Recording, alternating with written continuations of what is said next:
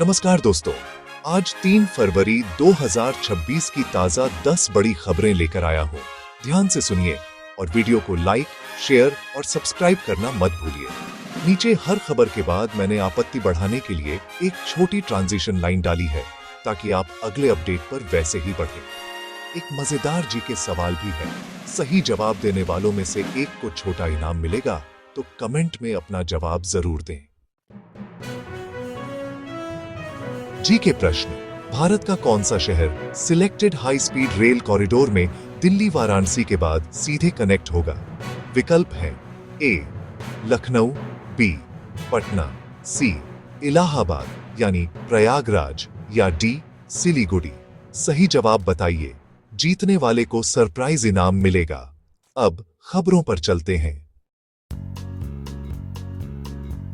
Budget सत्र में budget 2026-27 पेश, संसद में हंगामा।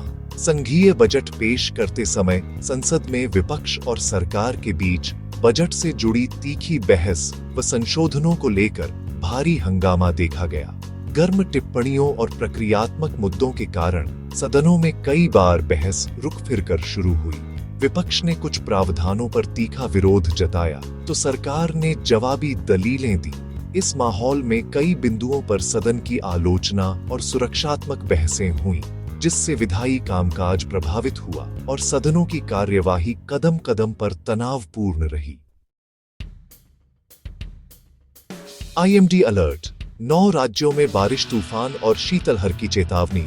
मौसम विभाग ने अगले 24 घंटे में उत्तर भारत समेत राजस्थान, उत्तर प्रदेश, बिहार, मध्य प्रदेश एवं अन्य राज्यों के लिए तेज हवाओं, गरज चमक के साथ बारिश और कहीं कहीं ओले या तूफान की संभावना का अलर्ट जारी किया है। साथ ही निचले तापमान और शीतलहर के चलते लोगों, विशेषकर वृद्ध व बच्चों को सलाह दी गई है कि वे ठंड से बचाव के कदम अपनाएं। किसान और यात्री भी सतर्क रहें। स्थानीय प्रशासन ने संबंधित जिलों में सावधानी बरतने के निर्देश दिए हैं।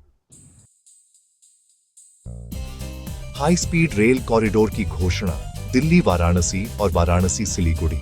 यूनियन बजट 2026 में केंद्र ने 7 नए हाई स्पीड रेल कॉरिडोर की घोषणा की, जिनमें प्रमुख रूप से दिल्ली वाराणसी और वाराणसी सिलीगुड़ी लाइन शामिल है। इन कॉरिडोरों का उद्देश्य पूर्वोत्तर व उत्तरी भारत की कनेक्टिविटी तेज करना, यात्रा समय घटाना और आर्थिक गतिविधियों को बढ़ाना बताया गया है। प्रस्तावित कॉरिडोरों से यूपी बिहार के शहरों में निवेश और व्यापार को बढ़ावा मिलने की उम्मीद है। परियोजनाओं के चरणबद्ध क्रियान्वयन की रूपरेखा बनाई जा रही है। बिहार बोर्ड 12वीं परीक्षा शुरू, 5 लाख से अधिक छात्रों ने दिया पहला दिन का paper. Bihar school examination board के तहत कक्षा 12 की परीक्षाएं शुरू हो गईं और पहले दिन करीब 5 लाख से अधिक छात्रों ने भाग लिया। परीक्षाओं के दौरान कई स्थानों पर कड़ी निगरानी व सख्ती दिखी। रिपोर्ट के अनुसार 26 परीक्षार्थियों को अनुशासनहीनता के कारण निष्कासित किया गया और एक व्यक्ति को पेपर देने का कोशिश करता हुआ पकड़ा गया, जो नकल की प्रवृत्ति दिखा रहा था। प्रशासन ने परीक्षा की निष्पक्षता सुनिश्चित करने के लिए अतिरिक्त पर्यवेक्षकों की तैनाती की है। इंडिया पोस्ट GDS भर्ती 2026 ऑनलाइन रजिस्ट्रेशन शुरू। भारत पोस्ट ने ग्रामीण डाक सेवक यानी GDS पदों के लिए 28,000 से अधिक रिक्तियों पर ऑनलाइन पंजीकरण की प्रक्रिया शुरू कर दी है।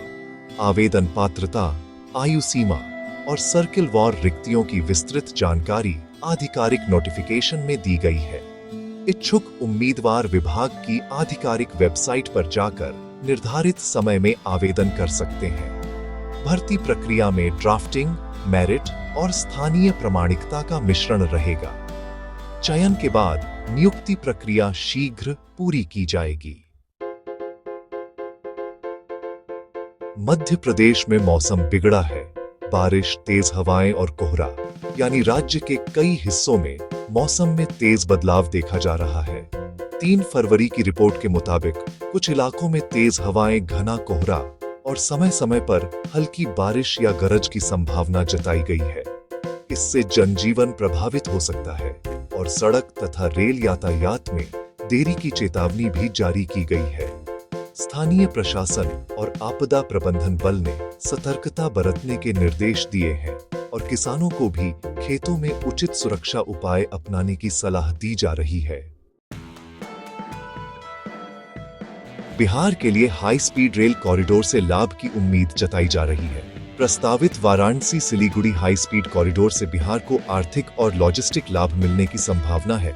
तेजी से कनेक्टिविटी होने पर व्यापार, पर्यटन और नौकरियों के नए अवसर बनेंगे। खासकर पूर्वी बिहार के जिलों को बेहतर कनेक्टिविटी मिलने से कृषि उत्पादों के बाजार तक पहुंच सस्ती और तेज होगी। नीति निर्माता इस परियोजना को क्षेत्रीय विकास के लिए गेम चेंजर मान रहे हैं, लेकिन परियोजना की जमीन अधिग्रहण और पर्यावरणीय अनुमोदन की चुनौतियां भी संभव हैं। राजस्थान की स्वास्थ्य व्यवस्था में बजट से बड़ा फोकस। बजट 2026 में राजस्थान के लिए बायोफार्मा सेक्टर को 10,000 करोड़ का समर्थन, कैंसर व दुर्लभ रोगों की दवाओं की लागत घटाने तथा जिला स्तर के अस्पतालों में इमरजेंसी इंफ्रास्ट्रक्चर मजबूत करने जैसी घोषणाएं शामिल हैं। इससे राज्य के स्वास्थ्य प्रदायगी तंत्र को सुदृढ़ करने, स्थानीय विनिर्माण को बढ़ावा देने और इलाज की पहुंच सस्ती बनाने का लक्ष्य रखा गया है। स्वास्थ्य प्रशासन ने इन पहलों की रूपरेखा जल्द लागू करने के संकेत दिए हैं। देश भर में मौसम की मार जारी। कोहरा और सर्दी सहित IMD अलर्ट। उत्तर भारत में 1 से 3 फरवरी के बीच कोहरा और सर्दी का असर जारी रहने का अनुमान है। IMD ने कई हिस्सों में बारिश, ओले और बिजलियों के साथ तेज हवाओं की चेतावनी जारी की है।